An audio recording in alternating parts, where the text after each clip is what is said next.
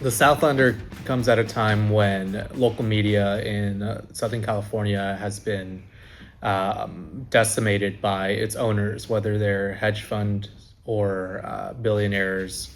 In the midst of all this are the journalists, right? They're the editors and the reporters, photographers, copy editors, people that actually do labor at these publications. When we're in this really really bad time in media, and those workers, their interest is never prioritized. Having a worker-led newsroom ensures that the people who are actually creating or telling the stories and reporting on the communities actually has like a say, and has a say in the direction that the organization as a whole will go. I mean, I've been following Knock for a while, especially Ben's lawsuit with the city.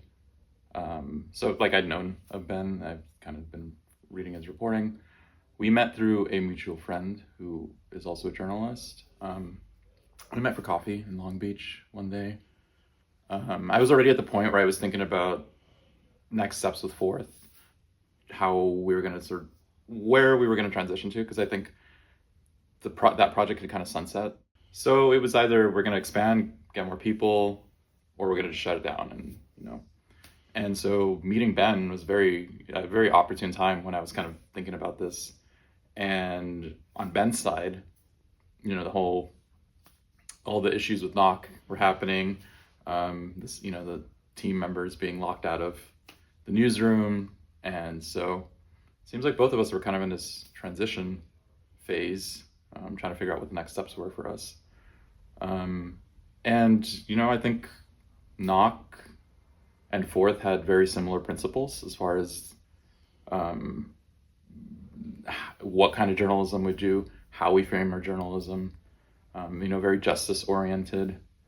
And so it felt like a very natural alignment there to sort of merge and, create the Southlander. The way it has been is it has been hard. We're starting, from the bottom, from a foundational level, and trying to build something, something great. Just like the rest of the world, we're losing so much faith in the corporate media that is out there. There are ways that we could go about getting funding that would not align with our mission and our ethics. So of course, we're not going to take these like easy way out and just continue what legacy media is doing, where they are beholden to like corporate interests.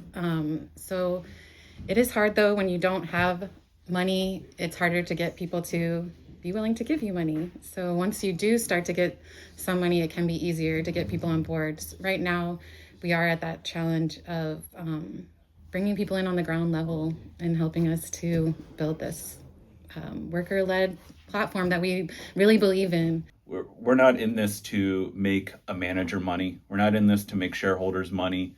We're here to provide a service and not like a commodity for the public.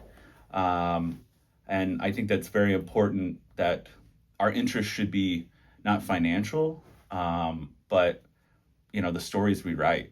And, I think as we model our newsroom, it most certainly will grow and move around. But we're not in this to make other people money. We're in this to take care of ourselves and to keep a healthy industry. I think is super important. Yeah, for me personally, it's like, this is my dream, right? This is my dream. I recently found a term paper I wrote in high school talking about like media consolidation and just the way big corporations are kind of buying up all of the media and sort of controlling the narrative. And so it's like, this is something I've been thinking about for 20 years now. And at the end of the day, I come from like a DIY punk rock background, and no one's gonna save us but ourselves. And I think it's important that we at least try. We don't have anything to lose at this point. We have everything to sort of gain, especially with the industry the way it is. It's not like we're giving up cushy staffer jobs to do this.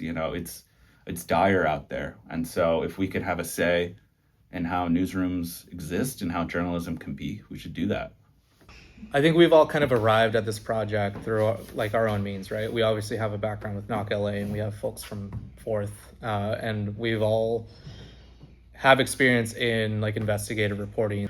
We're arriving at a time where others around the country, other reporters, other local reporters are looking at the media ecosystem and realizing that it's not sustainable, but it's also not a healthy environment for us. We, aside from the whole worker-led thing and like the billionaires, the type of media that has historically just ignored or has been unfair to the most marginalized communities across the country. We're seeing that, and we're understanding that and studying that, and we want to change that, right? We want to offer a different narrative that comes from the ground up instead of the top down.